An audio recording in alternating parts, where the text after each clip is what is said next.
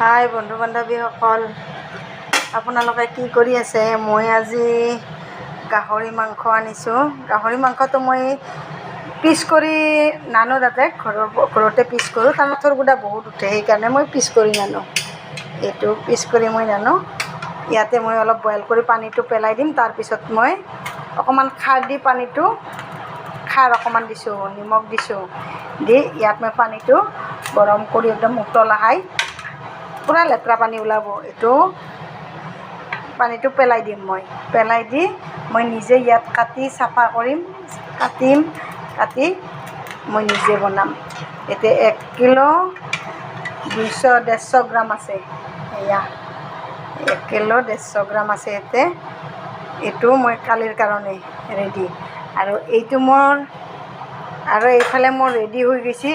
এনেকুৱা লেতেৰা পানী ওলাই, চাওক। এই পানী হয়তো কোনোবাই যদি খায়, এইটো কিন্তু বেমাৰ হ'বই, ফেটি লিভাৰ কিবা কিবি হ'ব। এয়া ইমান বেয়া পানী ওলাই, ধুই দিয়াৰ পিছতো এনেকুৱা লেতেৰা পানী ওলাই, চাওক। মই এইটো আনিছোঁ, এইটো আজি বনাম। এয়া এইটো আজি বনাম। এইটো এনেকুৱা লেতেৰা পানী ওলাই, বইল কৰি এটা নিমখ দি মই বইল কৰি দিছোঁ।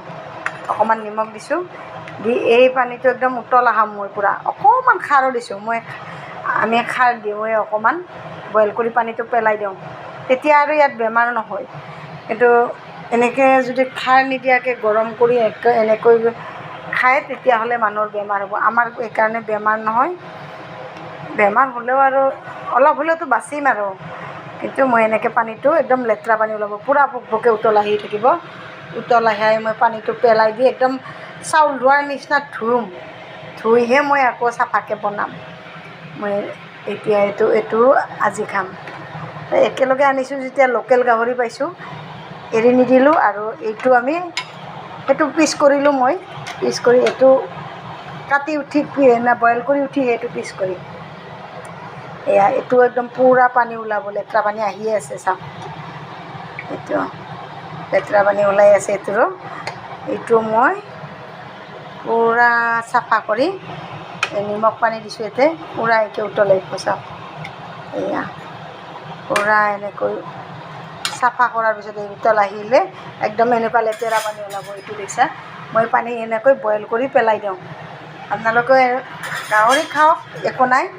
এইটো এনেকৈ গৰম কৰি একদম পূৰা উতল আহে, পানীটো পেলাই দিব, তেতিয়া চাফাকৈ খোৱা যায়। মই খাওঁ গাহৰি, নোখোৱা নহয়, প্ৰায়ভাগ খাওঁ। আমাৰ গাহৰি বেছি চলে, কিন্তু এনেকৈ চাফা কৰি খাওঁ।